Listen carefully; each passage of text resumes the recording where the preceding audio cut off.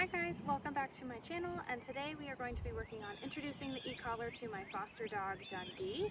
He has been wearing the collar for a couple days, just kind of having it on without any buttons being pressed. So today we're going to start pressing some buttons. I like to introduce it that way so the dog has a less likely chance of developing collar awareness. But today we are going to be turning everything on and seeing how we can get him to better understand how to connect when he feels the pressure from the e-collar. So a couple things that he already knows, and he has his slip leash on. He also has his e-collar and then his regular flat collar. So a couple things that he already knows is that when I lift to hold, or when I lift straight up above his head, he knows to go into a sit. Good boy. And then the other thing that he knows is that when he feels leash pressure, especially as I'm backing up, he knows to connect. So all I'm going to be doing today, two things, is I'm going to, when the leash is tight or when there's pressure on the leash, I'm going to just go tap, tap, tap, tap until I feel him connect. He is looking at a stray cat over there. That's what he's so concerned about. The other thing that I'm going to be doing is through his obedience is helping him turn off the e-collar pressure through compliance, and I'll talk more about that when we get there. So my very first step though is to figure out what level he's at. So I usually start a dog around 1 or 2, whatever number I get to first, and then I'm just going to start testing it. So I'm tapping right now, and this is a level 2. I'm pressing and holding. I can tell nothing's happening. So I'm going to go to a 3. Nothing. 4. And I will go up level by level. Sometimes I'll skip 2 levels just depending on what is going on with the dog. Here I'm tap. Oh, good boy. So when I tapped it right there, he looked at me right away. So I'm gonna let him sit for a little bit, and then I'm gonna tap it again and see what happens. So tap, tap, tap, tap. Tap, tap, tap, tap, tap. Tap. Yes, good boy. So I'm going to say that he feels it around a 5. I'm not totally sure, but I would rather give the dog the benefit of the doubt and stay low in levels and then go up if I need to. So what I'm going to start doing is when the leash is tight, the e-collar is also tap, tap, tap, tapping.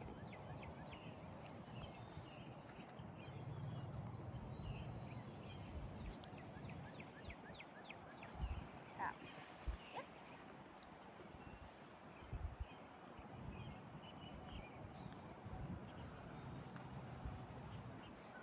And then when he looks at me, I'm also saying the Y-E-S word and then following up with the treat.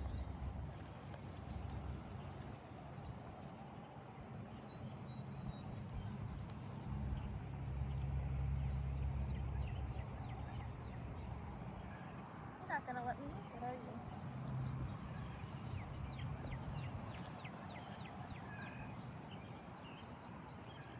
Tap, tap, tap, tap, tap, tap. Off. Tap. Tap. Yes.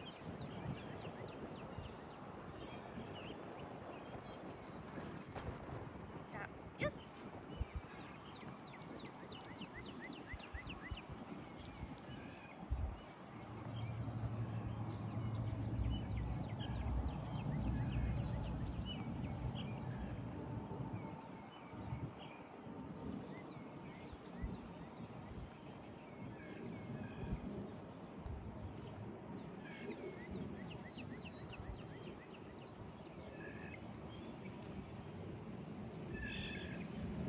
So he's doing pretty good.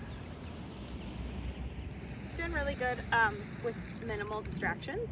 I'm going to put my hair up and talk you through what we're going to do next. So what I'm going to do is I'm going to kind of bait him a little bit.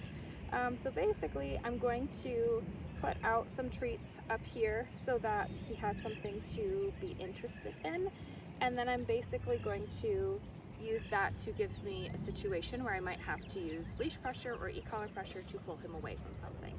So let me grab a couple treats here. I have a messy pouch, which is why I'm so slow with my treats today.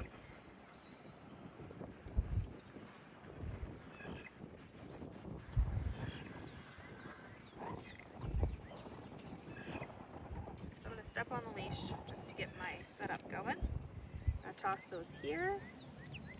So I'm gonna go tap, tap, tap, tap. Yes! Good boy! Tap, tap, tap, tap. Yes!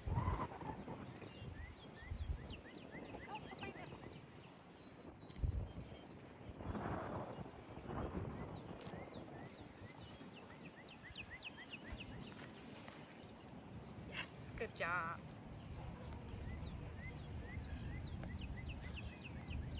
Tap, tap, tap. Yes!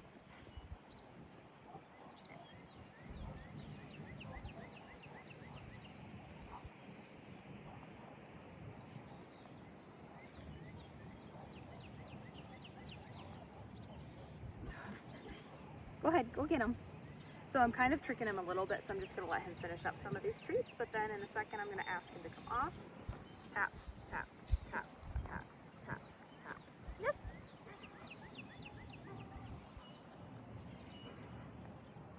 I'm gonna let him go up and eat some more treats. So this is a good example. Go ahead, go find it.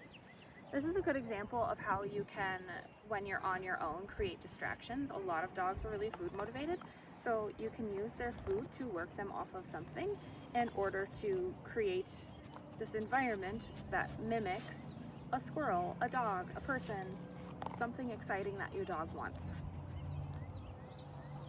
But it's definitely like, you're not in crisis when you're practicing it. So this allows you to practice the skills in a very controlled setting when it's not a crisis, when it's not an emergency, when you're not testing to see, oh, does my collar work today?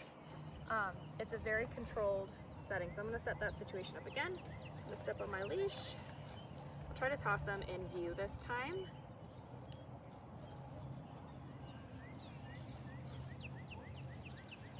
I'll let him have a couple actually. I don't necessarily need to block him from going to get them because the whole point is like creating a distraction, and whether he's eating them or he's not eating them, there's a distraction there. So here, tap, tap, tap, tap, tap, tap, tap, tap, tap, tap, tap, tap, tap, tap, hold. So I'm just gonna hold the pressure down. I'm gonna add a little bit of leash pressure. Yes. And I held that time until he looked at me. So sometimes this happens. We have a dog who works at one level, like a 4 or 5, and then halfway through the training session they go, actually I don't really care about it.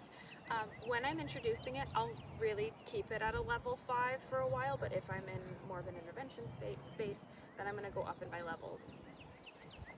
But for now, I'm just going to keep it where it is to just help him understand that he can turn it off. So he ate all of those treats. I'm going to do some more. Tap, tap, tap, tap, tap, tap, tap, tap.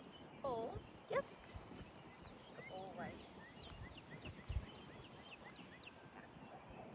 And I also want to treat this like you can have 1 or 2 of those treats, or you can have like some of those treats, or you can have like, I have beef heart and bison liver in here, so a much higher value treat. So I also want him to think that if I'm calling him off of something that he thinks is good, I have something good too, and maybe even something better. Good boy. So I'll give a few treats, especially in these beginning stages as I'm training the e-collar. Okay. Tap, tap, tap, tap, tap, tap, tap, tap, tap, tap, tap. Yes.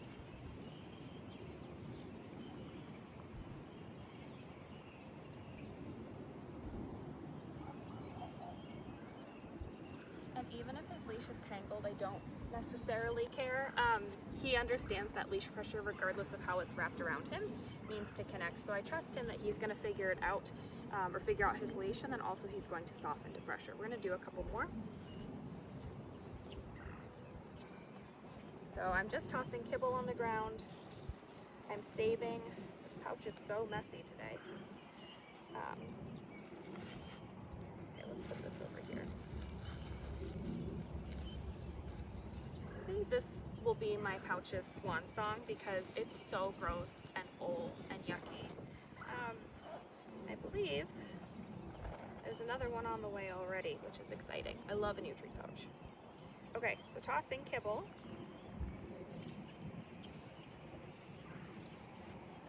And then I have beef heart, I have bison. Come on, go find it, bud. Go get it.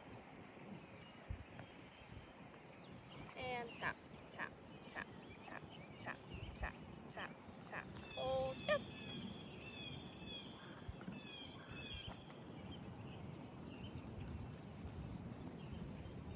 Go ahead.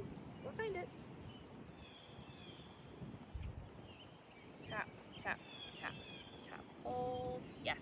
So he seems to even be responding just a little bit more to the hold, which isn't uncommon at these really low levels. I like to do a tap, tap, tap, and then a hold, because I feel like the tap gives them a little bit more of a break to like focus in between the taps. It's not just a constant pressure, there's just like a little bit of relief to it. So that is how I start dogs on e-collar. Oh, obedience. I have one more thing to talk about before we dismiss for today. So, it's starting to rain a little bit, but it's not too bad. So we can also use the collar to train obedience. So as I'm teaching the e-collar, I'm also starting to integrate it into the obedience. So he already knows sit and he already knows down. And my formula is say it once, say it twice, guide, or say it once, say it twice, and force, depending on the situation.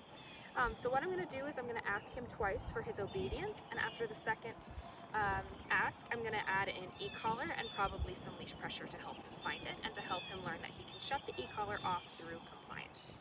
So, puppy sit. Yes. We've been working down a lot. Good boy. Break. Sit.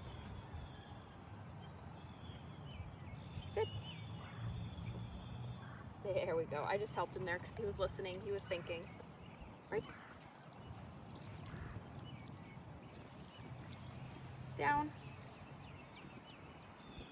Down. Yes. So I haven't used the e-collar yet because he's listened. Here I actually am. Because he jumped up before the release,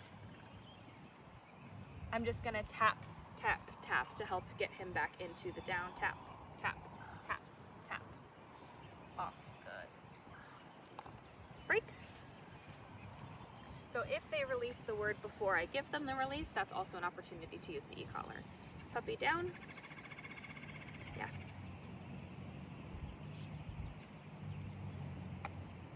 Boy. Break. Down. Yes.